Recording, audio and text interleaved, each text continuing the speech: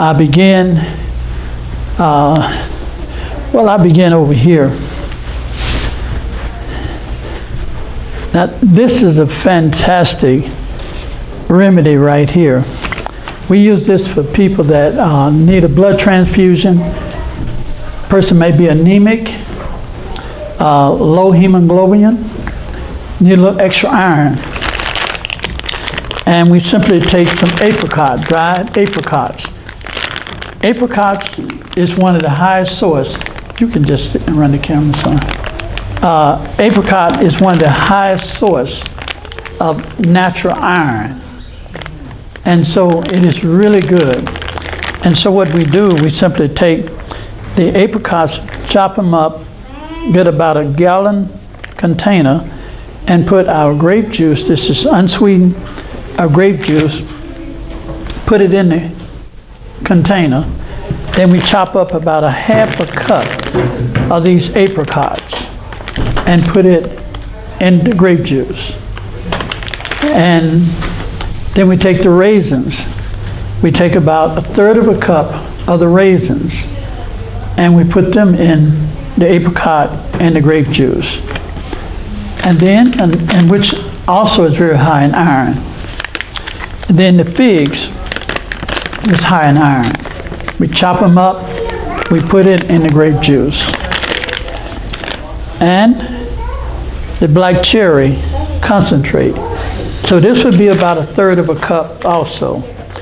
And we probably end up using probably about 3 ounces of the black cherry concentrate. Now the only thing else I would use with this is blackstrap molasses, which is molasses are high in potassium, sodium, and it's really good, and natural iron. I would put about 4 ounces of the blackstrap, 4 or 5 ounces of the blackstrap with this. And then I would set this on the counter overnight. And I let it set. And then I would put it up and let it set for at least 3 days. And it would extract the iron out of these fruits. And then you drink that 2 or 3 ounces twice a day. Especially if a woman is having a severe monthly cycle and she's losing a lot of blood and she feels weak, lightheaded, or dizziness, cold. All of those may be signs that she's anemic. Take this, and by the time you consume half a gallon of this, your count should be up. Now keep in mind, if you're diabetic, this probably will raise your blood sugar some. But I'm focusing just on an anemic condition. It is really good for this. Even working with cancer patients that can have a low red blood count because of medication or chemo, this can help bring their hemoglobin and red count back up. So just remember, mix all this together, let it set 2 or 3 days in the grape juice, and it's fantastic, okay? Now, if you're having a case with somebody that's having a lot of problems during the monthly cycle, I work more with female problems than I do anything. I want to be a female doctor. But when I ran to somebody who knew more about spirit of prophecy than I did, and she let me read, and I found out that men don't need to be female doctors. So that kind of bust my bubble on that. So, but I still have a passion. I know a lot about female problems. I know a lot about how to balance the hormones, how to use herbs and stuff to do that. That's not to say that I don't know a lot about men. I do. I know how to bring the men's testosterone back in balance to reduce the estrogen. Problem with men when it comes to hormone is that a man naturally have a large amount of testosterone.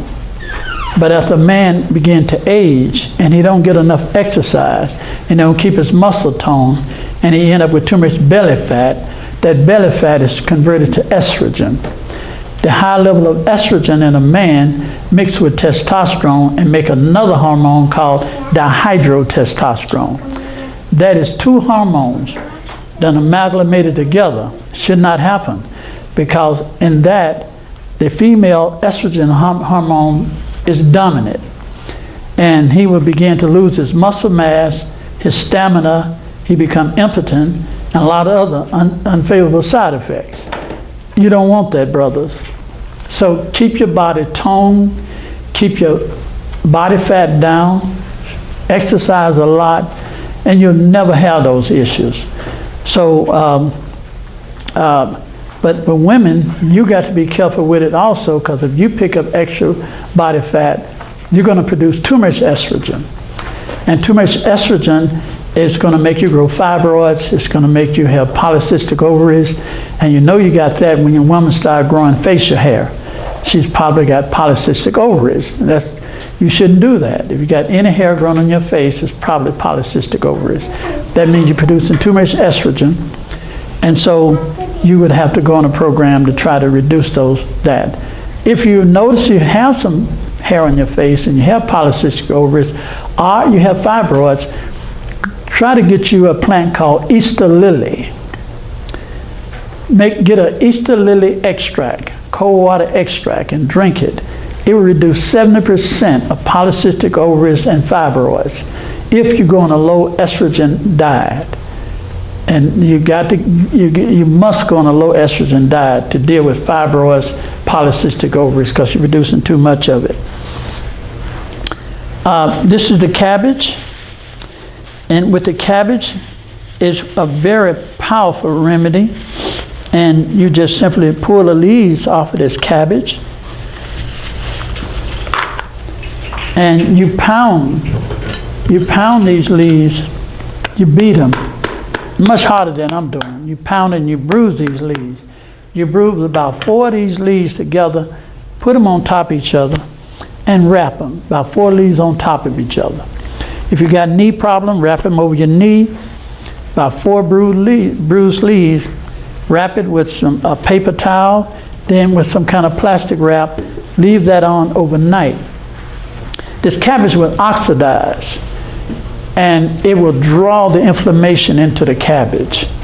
It is a beautiful old German treatment that works really good. So you'll be amazed to see how much inflammation can be reduced by using a cabbage poultice. So try these simpler remedies. You won't be disappointed. The coffee enema is really good. For an enema, I wouldn't drink no coffee, but it's really good for an enema.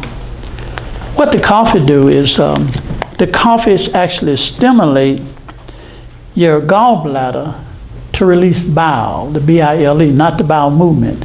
It's the bile that get trapped in the liver, in the gallbladder. When you give a coffee enema, you clean out that old bile. That old bile is what ends up making gallstones, and you don't want that. So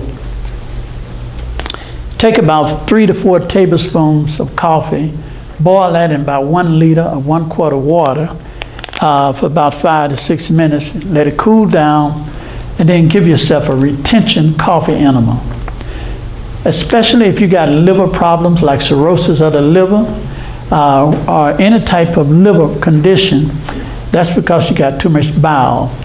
You'll know if you have too much bile because you have yellow jaundice. Your eyes will be yellow, your skin will be yellow, your urine will be yellow. That's yellow jaundice. It can come from alcohol. It can, as Dana brought out, it can come from eating too much sugar. There's non-alcoholic cirrhosis of the liver. Your body is a chemical laboratory. It will convert sugar, distill sugar in your body and make alcohol out of it. What about a child that's born with jaundice? They often do that. When they come out, with the gallbladder's not operating too good. What they do is just take a weak golden seal tea and put some drops on their tongue, and it clear it up in a few days. What would the mother have been doing? It could be the child just see, that child is still developing even though it's born. I mean, their organs are still in the developmental stages. It's possible it haven't finished doing it yet. So the gallbladder may be still, formulating. So, the mother could be toxic, and he inherit that. But typically, that golden seal tea is a standby for old midwives that know that. I used to, at my sanitarium, we used to deliver babies. I didn't, but I was there as a physician on call just in case something crazy go along, and I pray God it didn't. But sometime it did, and I noticed the midwives, they would always get a golden seal tea and give it to the baby, and that would always clear it up. My daughter had her child 3 years ago, and her doctor told my daughter that her daughter had the worst jaundice that she'd ever seen in a newborn. Yeah, they can be born with a blocked gallbladder duct, undeveloped gallbladder duct, and that will happen. But to this day, she's going to physical therapy and speech therapy. so how's she doing now? My daughter doesn't really talk to me much. I mean, is her gallbladder working? Okay, all right. Sure. But anyway, the coffee is what we the golden seal is what we normally give to get it going. Coffee animals will clean out the gallbladder duct, and they do a real good job. If you're in a lot of pain, where you need a codeine patches or you need pain medicine on a regular basis, about 5 or 6 small coffee enemas a day can reduce your need for pain medicine. It works really good for getting a person off of pain medicine. So I like to do a retention coffee enema. That's about 6 to 8 ounce coffee enema. I don't want to do a 1 quart coffee enema, but you don't need them more than about 6 or 8 ounces put in the rectum. Let them hold it as long as they can, and that works really good. White potato, we talked a little about it. You can make a French fry out of this, carve it like a suppository, insert that in the rectum. This is for fissures and hemorrhoids that can really be painful, bleeding hemorrhoid, ulcerated hemorrhoids. The white potato will absorb the inflammation and take the burning and stinging right out. If you have problem with fissures, all you need is some olive oil. Fissures are like chapped lips of the rectum. You know how chapped lips, if your lips get real dry in wintertime and they crack and they burn. Well, you can have the same thing with your rectum. Your rectum can become so dry that it cracks when you have a bowel movement, and it stings and it's very painful. The one treatment that really works good for that is to inject a few ounces of olive oil in your rectum before you have a bowel movement. It lubricates the rectal area and stop the cracking and breaking, and then allow it to heal. That comes from dehydration, not drinking enough water. When you don't drink enough water, you don't have enough lubricant in the rectum, it make it dry, so when feces come through the rectal shaft, it can stretch and crack. So remember to stay rehydrated. Rehydration can be calculated by simply 50% of your body weight in ounces. So if you weigh 100 pounds, you should have how many ounces? 50 ounces. So it's easy to calculate how much water you should drink. Possibly could increase some of that in the summertime. Epsom salt, we saw that. An Epsom salt friction rub. This means you wet this salt with a little water, like it's snow, and you do a full body massage, salt massage. One of the most wonderful treatments you can have. And I encourage husband and wife, just have a good time and help you bond together. Just give a good body friction. It relaxes and is very pleasant. It opens up the pores of the skin and pull the toxins out and calm you down, so you won't be yelling at each other. Lemons, fantastic. I love it. It's one of my favorite. With this lemon, you cut it, squeeze it, put a drop or two in your eye in the morning and a drop of honey at night, and it will definitely strengthen your eyes. It will definitely strengthen your eyes. It'll help your eyes dilate and focus.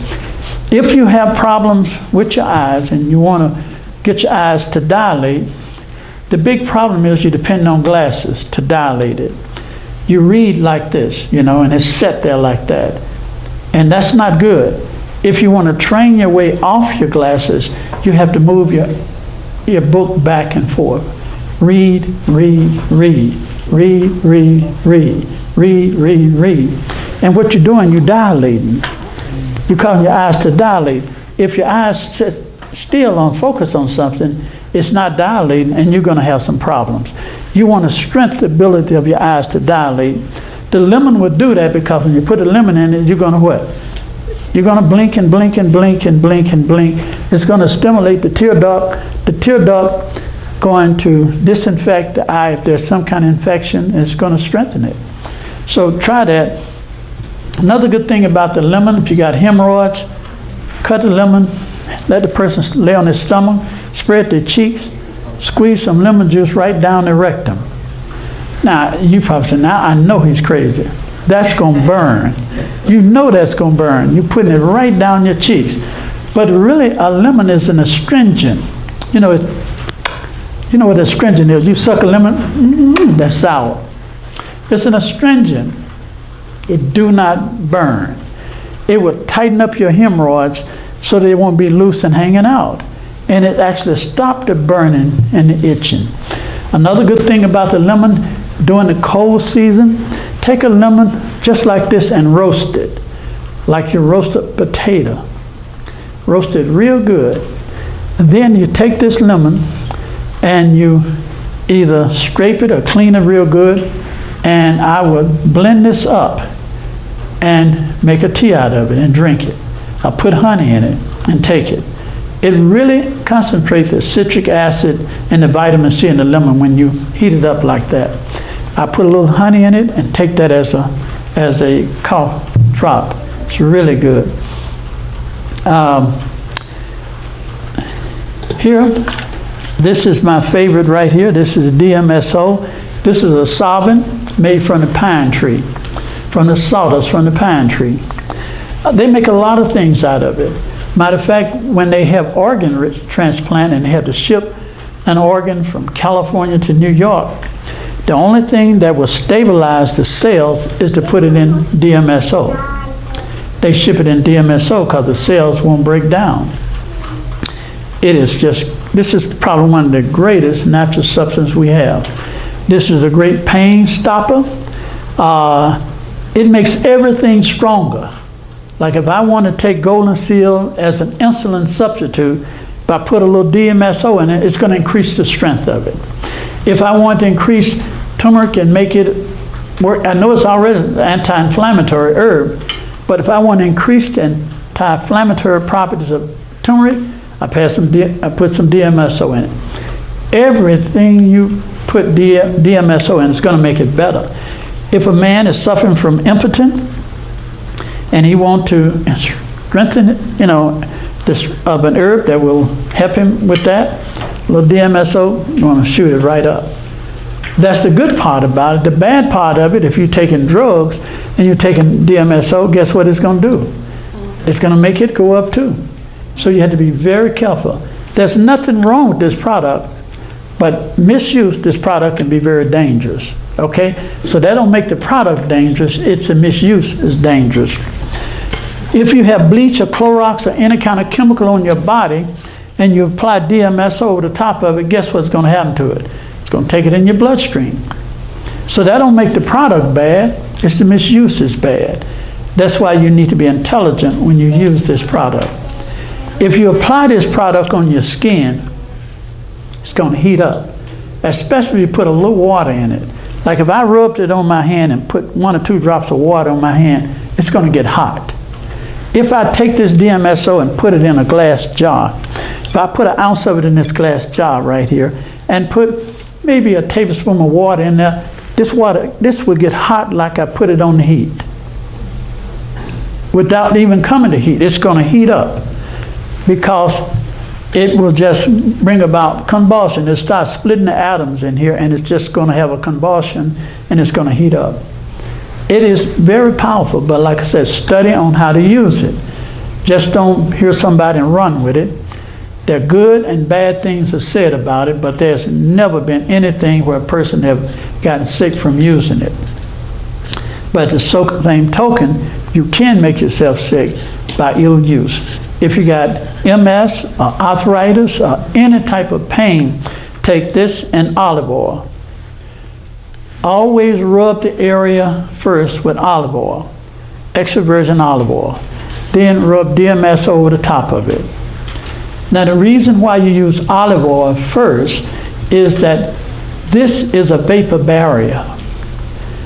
It slows down the penetration of Dmso. Otherwise, if you didn't use this, Dmso would absorb too fast and irritate your skin, and you end up with a skin rash. So you take olive oil, apply it first, then apply the Dmso. It's going to go right in. But what if I really want to increase the heat of Dmso? Then I could take a little peppermint, I can take a little cayenne pepper and add to it, and boy, it will definitely heat up. Okay? Special cayenne. If I want to make a pain salve, like she was saying, then I would take some coconut oil. I would take, say, about 4 ounces of coconut oil, Vaseline, Crisco vegetable shortening, whichever one you choose. And I would probably put an ounce of Dmso in it. I probably put about a teaspoon to a tablespoon of cayenne pepper in that. And whip that up real good and smear that over the area you want to treat. And you got a hot compress, will be hot all night long. You don't have to worry about changing it. It will stay hot all day long. It's just like I talked with somebody today and they said, well, I've been sitting so long that my knees are sore and stiff. If you apply the Dmso with the olive oil and the cayenne over your knees or your legs, that would not happen, because the heat would keep blood flowing to that area and it would never stiffen up. So just remember that. And I hope you try some of these things, especially this one here, the Dmso, the cayenne. Yes, Donna?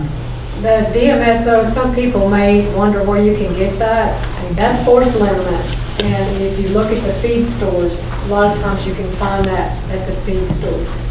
Thank you. Dmso, dimethyl sulfoxide. Yes, a lot of people that raise horses know about it and have animals. It's legalized for animals, and they frown on it for humans. But I found out one thing about veterinarians. If I was sick, I go to a veterinarian before I go to a doctor. When I look for good herbs, I go to the co-op. If you really want to find good herbs and vitamins, get it from the co-op, animal feed store. They have to use the best quality vitamins for animals, especially if they could be, consumed. And they will not give horses anything that have synthetics or chemicals in it. They won't do it. And so you know it's natural if it's going to be used on cows and horses, because they will not do it. And so if a horse sprain his muscle or get hurt, they just simply spray, rub him down with Dmso. That's all in your book? Dmso is in my book, yes. Special race horses that race those horses, they definitely use a lot of Dmso on them. And sport doctors use a lot of Dmso the same way. You get a muscle problem, they rub you down with it. It's really good. You should try it here. Just make an ointment out of it. There's a lot of people around here got some problems, and rub it on it and see the difference it's going to make. What was your mixtures again? How much? I would take I'd take about 4 ounces of any kind of vegetable fat, about an ounce of Dmso, teaspoon to a tablespoon of cayenne pepper. You can customize it. That would be the base. But you can put a little ginger in it. You can do that. You can put a little turmeric in it if you want to. But basically, those 3 ingredients is the main one, and it will work. And it will stay hot all night long. Do you recommend wrapping it? I don't recommend wrapping it with plastic. It really will get hot there, extremely hot. It will not blister you. But you can wrap it with plastic, but a cloth would be better. But if you feel like you can handle the heat, then plastic will definitely. I'm talking about it get hot. I'm not talking about get warm. It will get hot. It will not blister you though, but it's going to make you think it would blister you. What about this? Ice bandage would be nice. What's that white powder that they use on horses? people can use it too. MSM. MSM? Yeah. MSM is DMSO. Yeah. It's an extract from Dmso. That's all it is. It's just an derivative of Dmso. So they basically the same. It's just that Dmso is stronger than MSM. White vinegar, if a child have a fever, and I know I see some young children in here, and I know they get fever, and boy, they can drive you crazy when they get a fever. I work with it a lot. When my son was young, me and his mother, we'd be up all night long working. So I can identify with it. I've gotten many calls, 12, 1 o'clock. My baby got a fever, what can I do? Take some room temperature vinegar, either apple cider vinegar or white vinegar. They both ain't no good for oral consumption.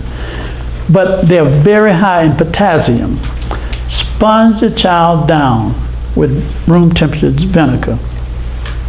Give them a cool enema and do that every 10 or 15 minutes. Check their temp and you'll see the temp going down and going down. When the temp get down to close to a normal level, stop. You don't want to put a fever out. You just want to bring it under control. The fever is a friend, it's not a foe. Once it get down to a safe level, the child is not having convulsion, let it burn itself out. But if you put it out, you bathe the child in ice water, plunge them down with alcohol, you're going to put it out. And that fever will return back. But if you do it right, let the immune system clean up the infection in the child, the fever won't return. So that's vinegar. Honey. Honey is a good base for a cough remedy, and a number of things here. I don't know what all you have here, Donna. Turkey tail.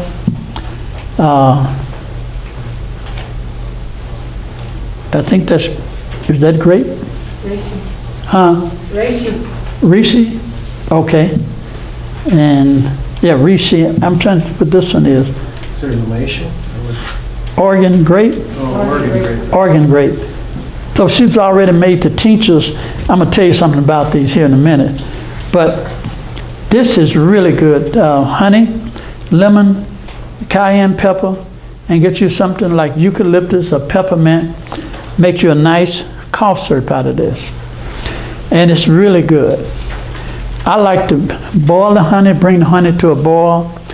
I like to roast the lemons, mix it into the honey, take some peppermint and eucalyptus in it, and let a child take that. But I'm going to tell you a nice thing to do. Children are, they picky, you know what I mean? I make them some candy. I take this honey, and I take a skillet, and I hit it really hot, and I pour the honey in it. And you're frying the honey, like you're burning it. And when that honey turns almost black, you spoon it out and you drop it in something cold. It's going to crystallize and make cough drops. It'll make cough drops, but you got to cook it till it's almost dark. Mix your peppermint, eucalyptus, or whatever you want to it, in your honey. Get it almost like you're burning it. Pick it up, drop it. When it hit, immediately it's going to crystallize, and it's going to get hard like hard candy. And then you let them suck it. And it's make your own cough drops so you know what it's about. You can do it in molds too. You can get little cough drop molds and pour it in there and put it in the freezer. It'll do the same thing. So we make our own cough drops so we know what's in them. Let me talk to you about these tinctures right here. Turkey tail, any type of tinctures. These essential oils here. Say if I want to take this as eucalyptus. So if I want to take this eucalyptus, what if I told you I could take this half ounce of eucalyptus and I can convert that to, say, 1 quart. I can turn this into 1 quart and you will not know the difference from the original one. I'm going to tell you how I do it. I'm going to tell you, I challenge my students I just left. I said, if you give me $100, I'll put you in an essential oil business. They said, no way. I said, yes, you will, and you'll make a big profit, almost 10 to 1. They said, how do you do that? I said, look, I take that half ounce of peppermint, or eucalyptus, or oregano, or lavender, I don't care what it is. I pour it into 1 quart bottle. I put 1/3 Dmso in there. I put 1/3 water in there and 1/3 alcohol with a half ounce to an ounce of essential oil. I shake it up, and before I count to 10, this will be 100% extract. And you will not be able to tell the difference from the original. I don't care what it is. I don't care if it's perfume, expensive perfume, cheap essential oil, it will convert it. Now I got 1 quart. I can make what? How many ounces out of that? 32? So if it's just a half ounce, I could double that, couldn't I? So I don't know what you paid for this, but just think if she paid $10 for this. Now you got 32 of these.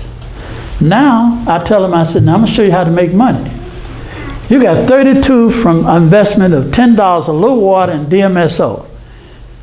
They selling this for $10. What if you sold that for $3 or $5? And you got testers, and they said, that's just like the original.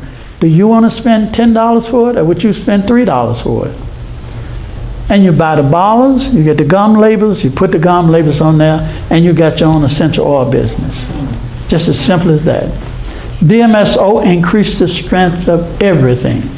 And you can go around and sell expensive perfume, essential oils, and extracts with hardly no investment at all. It's amazing. And you think I'm finished? I'm not finished, because I said I was going to start you in the industry. You could take this. Are you following me? Mm-hmm. In other words, I could take 1 ounce of this and make this again. I got 32 of those. Do y'all follow what I'm saying? When I finished, say if I made 3 quarts, whatever it is, hypothetically, from this, I could turn around and do that again, and do that again, and do that again, and it don't end. It works just like the lady with Elisha with the crude of oil. She never ran out of oil as long as she had something to put it in. I tested, and I got to a point where I said, Lord, that's enough. I said, I'm not going to go anymore. I got up to about almost a gallon. And I said, I wonder would it make 5 gallons? I said, I better leave it alone. But you can never exhaust it. So the only thing you're going to be buying is Dmso, and water, and alcohol. You'll never have to buy any more essential oils anymore, because you got it. And you can start your own business and just get the labels. Yes? What percent alcohol? I try to use the 100%, but it don't matter. It can be 40 or 60% cheap alcohol. It really can, but I use 100%, Everclear.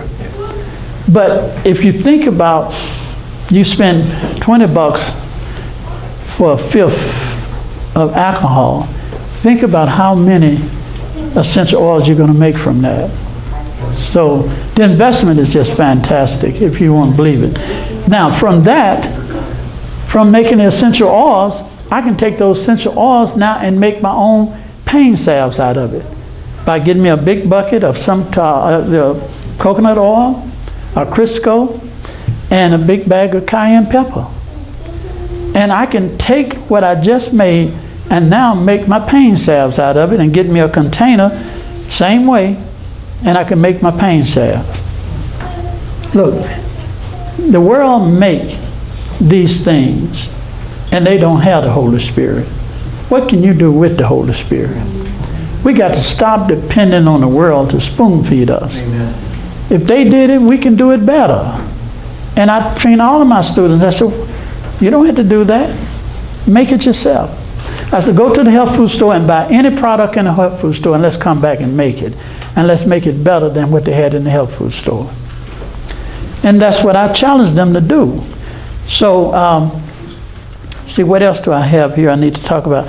She got colloidal silver. If you got whooping cough, and that whooping cough just won't go away, take 1 teaspoon of colloidal silver, 2 or 3 drops of peppermint in it. Take 1 teaspoon 6 times a day. It will knock that fungus out of your lungs and stop the whooping cough. It's really good. I take either peppermint or menthol crystals. I like menthol crystals. And it will stop the whooping cough. You can't stop, just constantly coughing and coughing. It will stop it. Now that's like silver water, right? Yes, Fancy name for it. it is. The silver really acts like a foreign object to the immune system, and it stimulates, tricks your immune system to attack the silver, and that boosts your immune system. You used to be able to buy the generators and make your own out of distilled water. Well, you still can. All you need is just a little transition batteries, and you go to a jewelry store and get the silver rods, and you hook some wires to the silver rods and put it in the water, and it will slowly break the silver down into the water. Okay, this is castor oil. Castor oil is good for castor oil poultice and castor oil packs. That's where you may have a tumor, a lump, or a cyst, and you want to saturate a piece of cloth with that and lay it over the tumor and wrap it real good, and in time it can soften up the tumor. If you have high blood pressure, what I like to do with high blood pressure is to go out and tell a person to buy eggplant, a raw eggplant.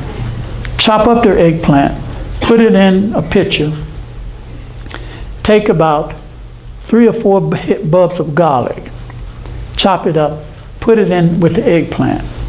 Then take about 1 or 2 tablespoons of yarrow, or golden seal, and mix it in with the eggplant. Then fill that up with spring water, probably about 2 liters of spring water. Let it set overnight. The next day, strain it off and drink 2 to 3 ounces twice a day. Go on a no-salt diet. In less than a week to 10 days, your blood pressure start dropping. The only thing you got to watch, it could drop it too low. So you got to remind yourself to check your blood pressure. So your blood pressures keep going down, you don't want to get too low. This will bring it down too low. So you have to stop drinking it, else it's going to drop your pressure too low. It's a very powerful treatment. It works really good. But if somebody's blood pressure is 200 over 150, it's in the stroke range. You got to get it down now, quick. There's one remedy that will do it, and it's the garlic. Take this garlic bulb, chop it up, put it in a blender. Fill the blender up with water and liquefy this. Get a fleet enema. Put about 4 ounces of the garlic tea in a fleet enema. Lubricate the tip, inject it in the rectum. Put about 2 or 3 ounces of garlic tea in the rectum. And in no time at all, your pressure will start dropping 10 to 15 points. You check it, it's 200 and something, it's going to drop 10 to 15 points. Wait about 10 minutes, give it again. Keep giving it. And it's going to take it on down to a safe level. At the same token, put an ice pack on their head, ice pack on their heart, and a hot foot bath while they're drinking the garlic tea. What this would do is remove the blood that's stagnated from the head and take it to the lower extremities. You want to do that because with a stroke, the blood becomes congested and they could burst, so you get an aneurysm. So you want to move that blood from the heart and the head, move it to the lower extremities by giving them a hot foot bath. Let them continue to drink the garlic tea. The garlic tea and the ginger is a blood thinner. It would thin the blood. If you really want to make it work good, take the lemon, which is a blood thinner, the ginger, which is a blood thinner, and onion. Mix that together and drink it. That would keep the blood from getting too thick so that it would take pressure off of the vascular system. So these are some of the things that you have in your kitchen. Here's something here is a very powerful one. I use it a lot. I slice this close to the peeling. If somebody got a tumor, a cyst in their body, and I want to pull it out, I told you I'm an herbal surgeon. I slice it and I lay that right over the tumor. I lay that right on the tumor no matter where it is, and I wrap that and leave that on for about 5 or 6 days. When I take it off, that area where the tumor will be dark. And eventually it will crack open and a tumor fluid will start coming out, and it can pull the tumor out if it's close to the surface. There are many herbs that can actually go in and break down protein or tissue. It's knowing how to use them. Bloodroot is a good one. Poke root is another one. They all are good. But out of all of them, this is my favorite one, grapefruit.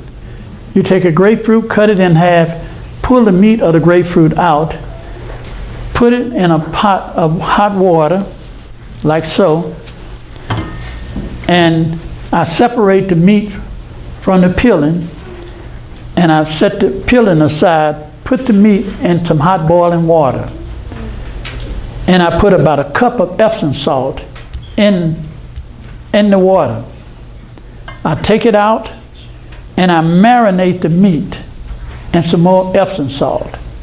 Then I put it back in the peeling, because the peeling is like a little cup, and then I put that on the area that I want to treat, and I wrap that with an ace bandage, and then I go with some plastic wrap over the top of it, and I wrap that and secure that.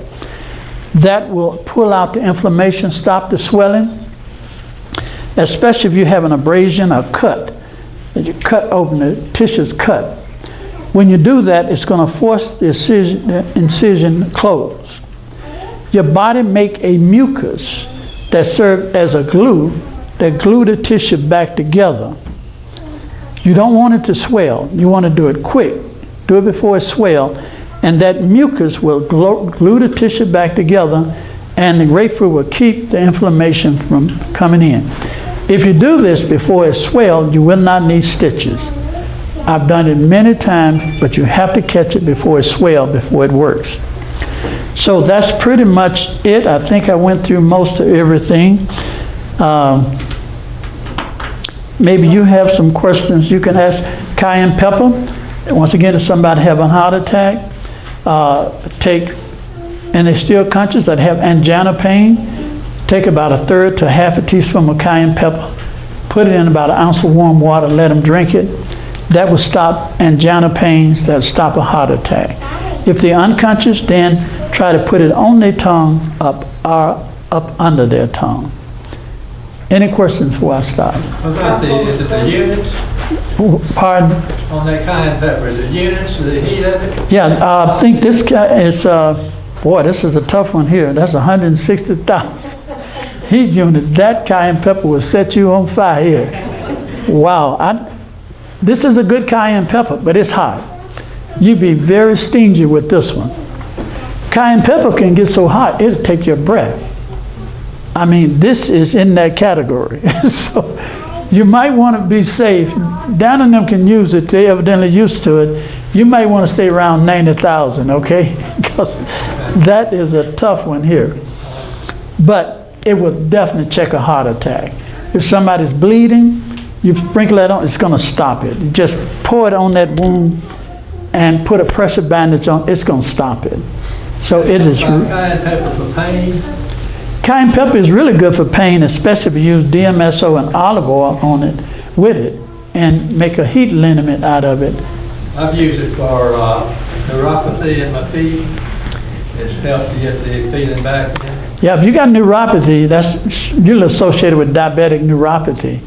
And a person can have it without diabetic neuropathy, but it's common for diabetics that have neuropathy pain, nerve pain, that's all it is. And so that works like a charm for any type of nerve pain. Try the Dmso with it next time. Start real light with it.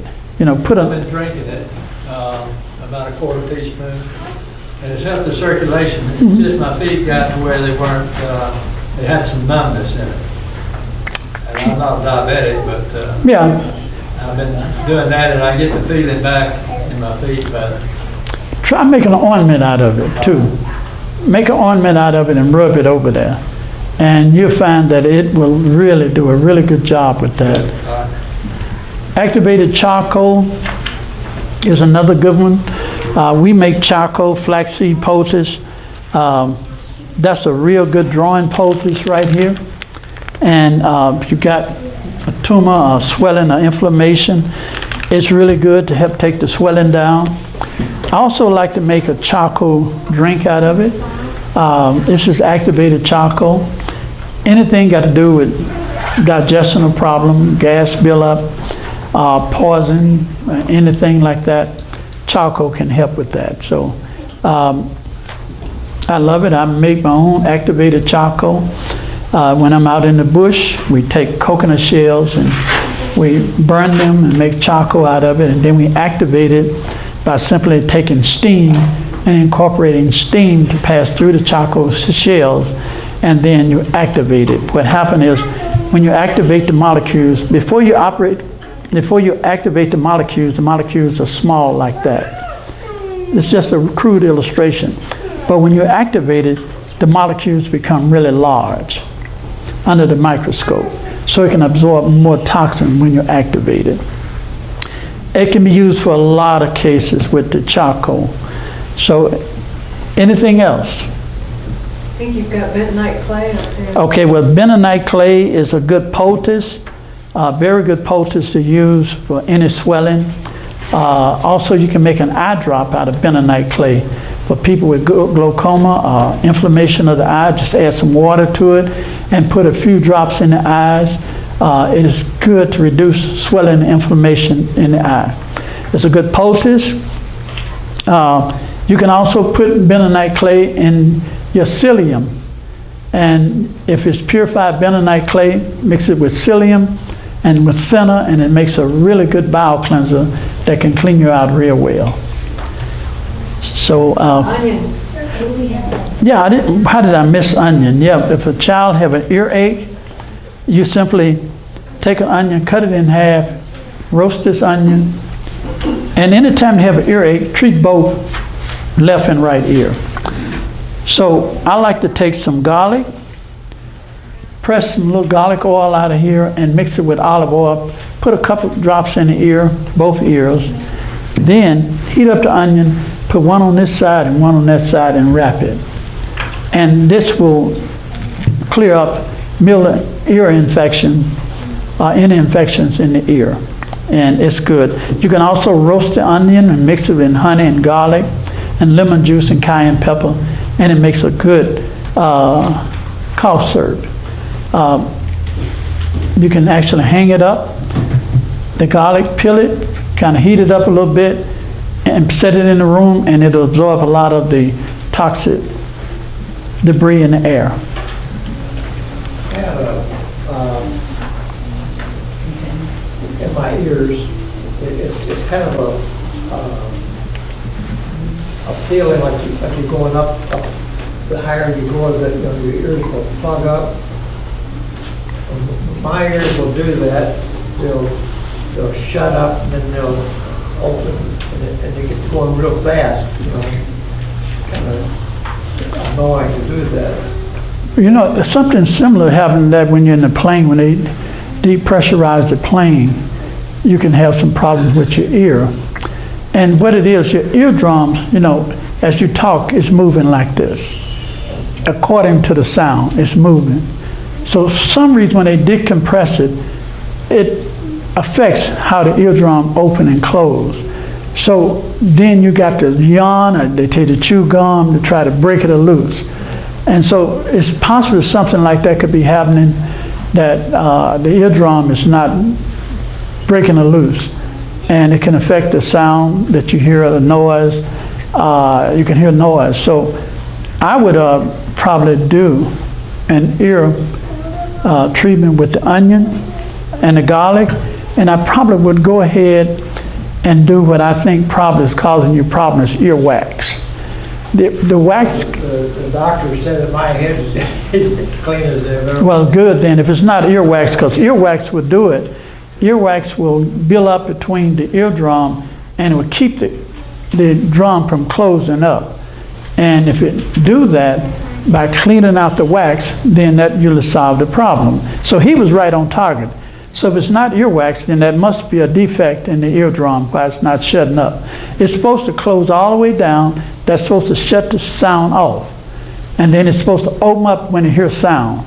Then it's supposed to close to listen. That's what your ear do. It opened to hear sound, it closed to listen. What your ear is doing, it's not doing that. It's partially closing, so it's hearing some whistling noise or some kind of pressure noise, and that's because it's not closing all the way up. And I don't know what that is. If it's not wax, it must be a defect in the eardrum. Could be from loud noises or whatever that's causing that. Two things. What do you think about ear candles for removing earwax? Yeah, I love ear candles. I use ear candles. They are a big help. I use them with the garlic and drops. To like soften up like Wally's ear oil and then use your ear candle. Another thing about ringing your ear, tinnitus.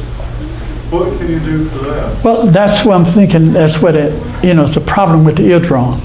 That's either wax, there's a defect in the eardrum, and it's not closing up. Because you hear, I hear things like a train going.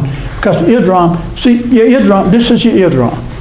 When you talk, your eardrum, is synchronized with your talking. When it's listening, it closes. And when you talk, it's open. So some way, something is keeping it from opening and closing right. And that can bring about abnormal sounds that you hear. Because that's just like a steady ring. Now it could be candida. We do know that people do have candida of the ear. And candida is a fungus that get in the eardrum.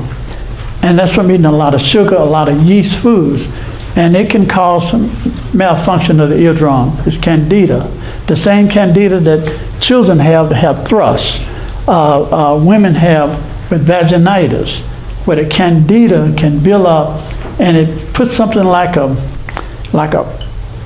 fungus growing around the eardrum, and it can build up and that can hinder the eardrum from opening and closing right. I would probably look into that, Bob. If they say it's not wax, he wouldn't identify candida because candida is not a recognizable problem, but it's possible if you have any fogginess in the brain, mental relapse, those are all signs of candida. My short time memory is just gone. I can't remember anything I did. Well, you better get you some coconut oil because this is what's good for memory lapse. Coconut oil is really good. Take you about a tablespoon of coconut oil twice a day and get you an herb called ginkgo and ginkgo biloba and gola cola, and then, and see will that help you. Because The candida. the candida, have to go on a candida program. You got to reduce those sweets and those yeast products which can cause it. Especially if you start seeing floaters, you see floaters and stuff like that, it might have a little candida. There are some doctors can check you for candida, but most of them don't recognize it. Candida can also be associated with hypoglycemia, chronic fatigue syndrome. That can go along with candida. So it's harder to diagnose with a man, fairly easy to diagnose with a woman. But I would look into those areas for that. Yes, ma'am. Because my son's doctor always told us to put white distilled vinegar. It would get rid of like mold in your ear. Would that get rid of the candida? Well, that's what he's talking about. It's no mold, it's the candida. So it's the yeast. And It's the yeast. That's like women use a douche for that. Same reason. Vinegar to get rid of candida. You got it. So that would do that in your ear too. Right, I never put vinegar, but that's the principle. That's the principle. He's got the right principle. Vinegar is going to stop candida.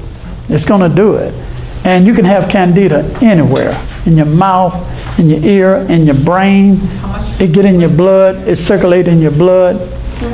How much would you put into your ear, like a Just teardrop? a little bit, fill it up, let it sit for a minute, and then pour over and let it come out.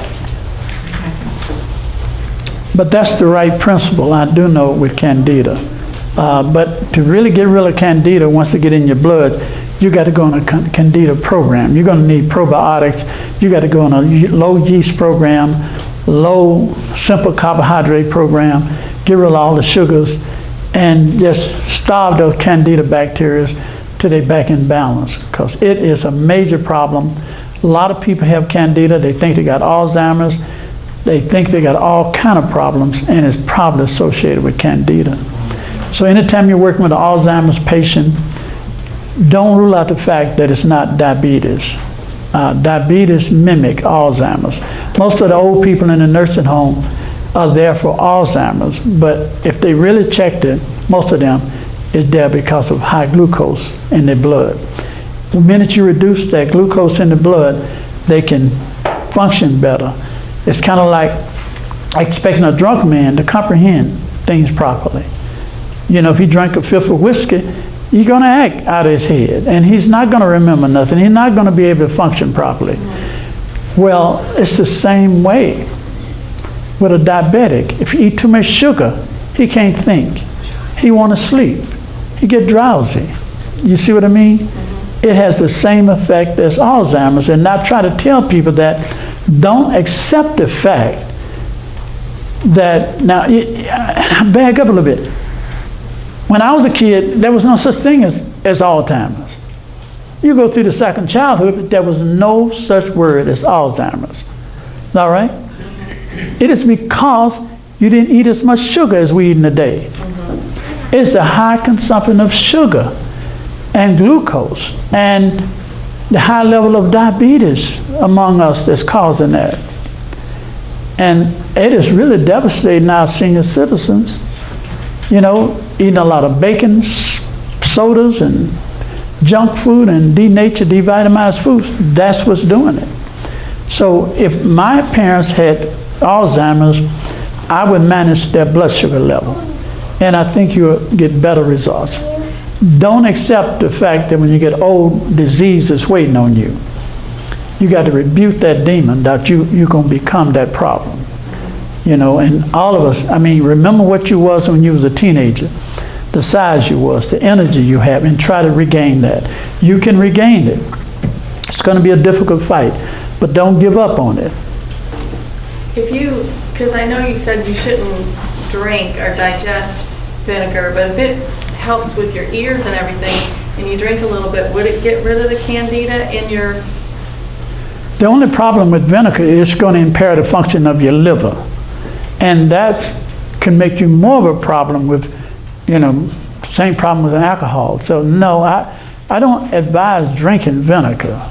There are times when you got arthritis, you can take a small amount of it, but to take vinegar on a regular basis is asking for problems. It also thins your blood, make you more prone to bleed. So it interferes with your platelets.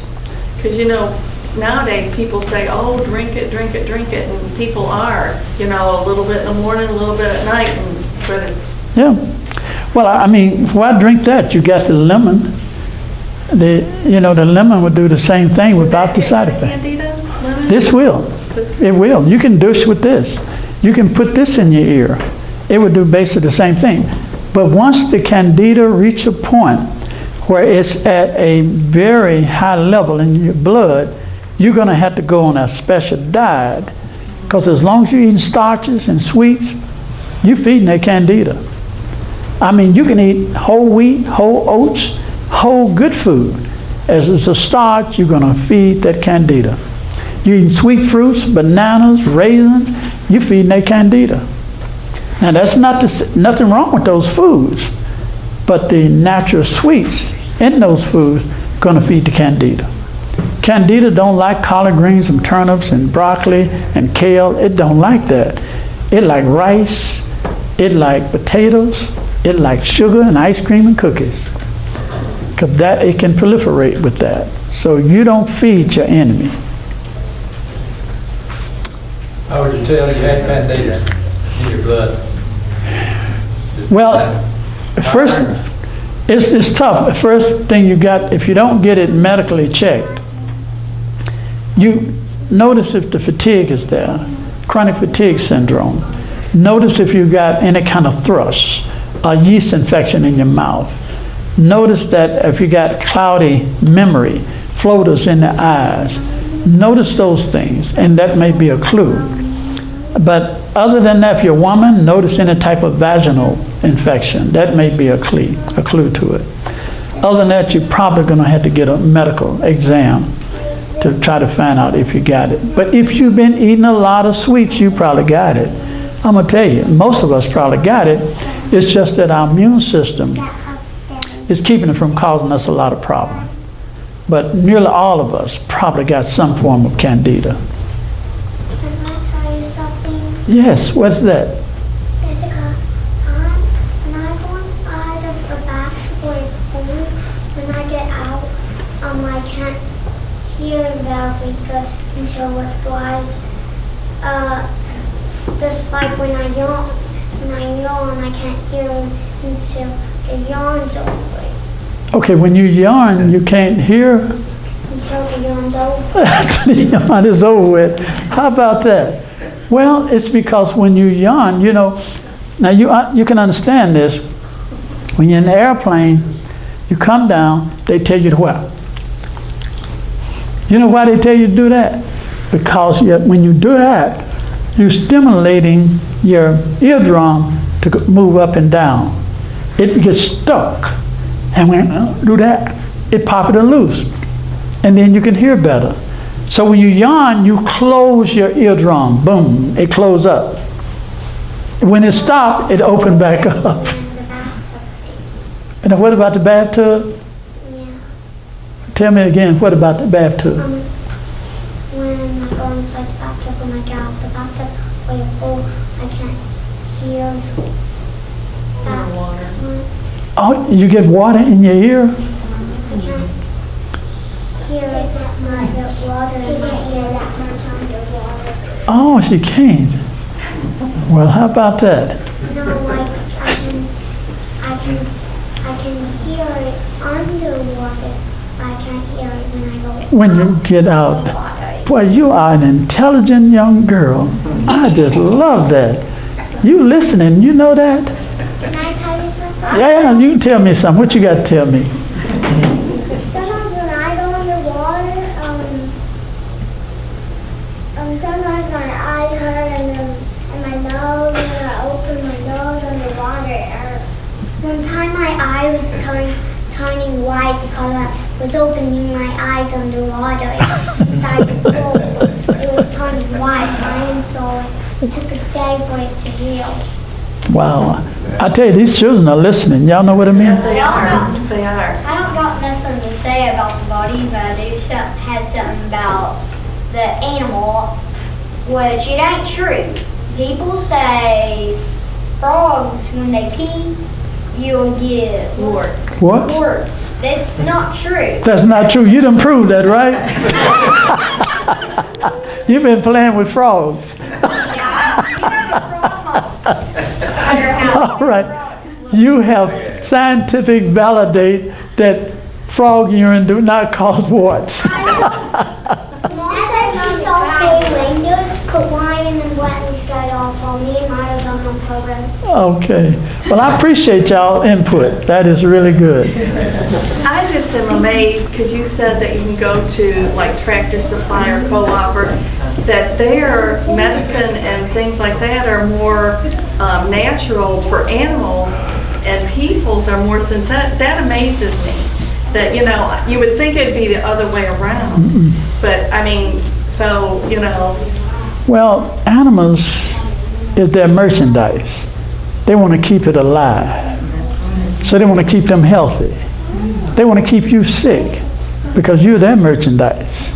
So they want to give you everything to keep you sick so that you need the medicine. But they don't want to do the animals like that because they lose money when they get sick. So, I mean, most people know they treat animals. I mean, when it comes to abortion, and this is one I believe my brother understands because he mentioned Brother Trump. They would abort a baby like it ain't nothing.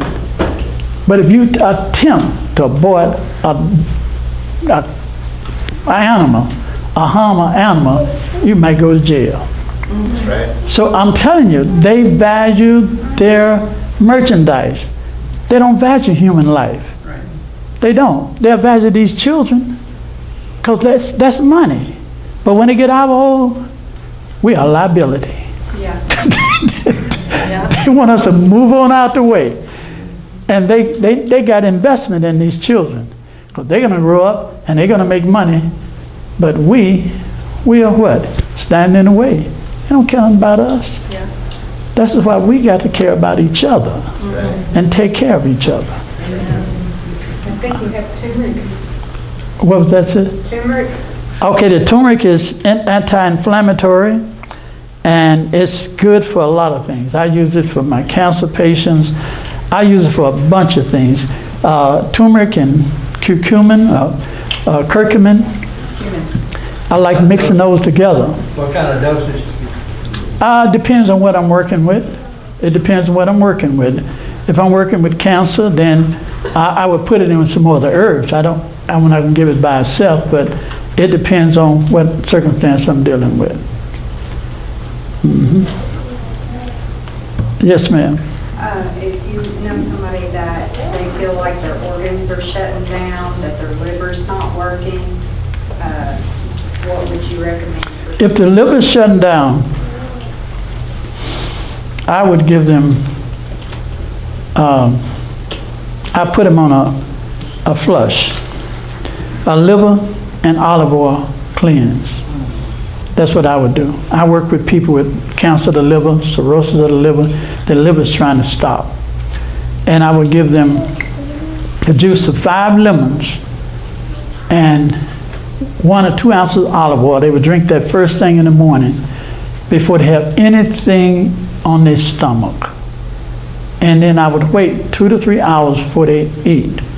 And when they eat, they would eat a low mucus diet. That means fruits and vegetables.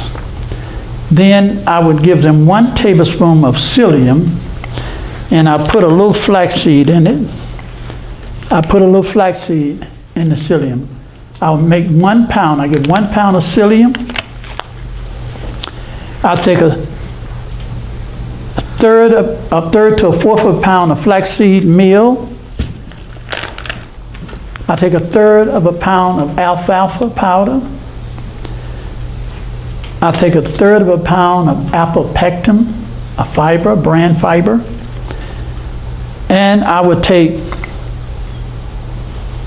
10 to 12 teaspoons of senna, aloe.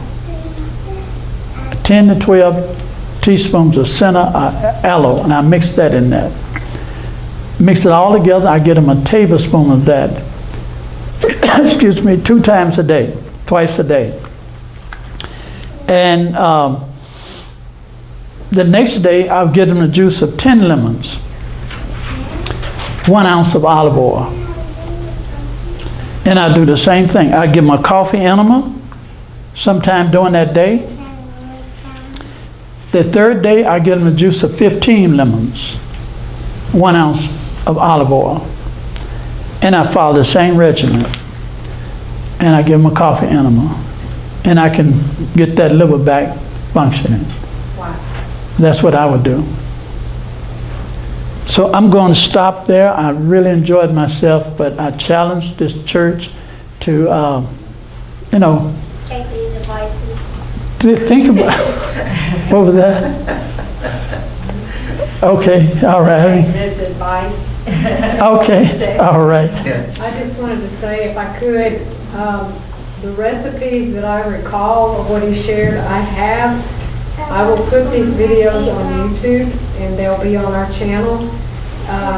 If you are interested in that, just see me after the meeting, and I'll tell you how to access those videos from today's class.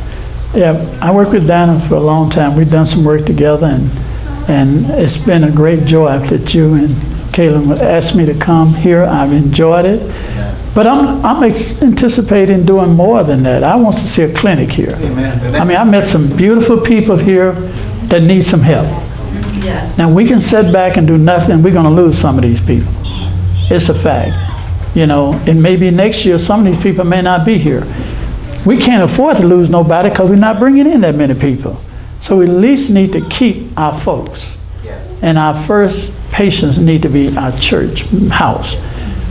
We need to take care of our people. So we need a clinic. And, you know, it's up to you all.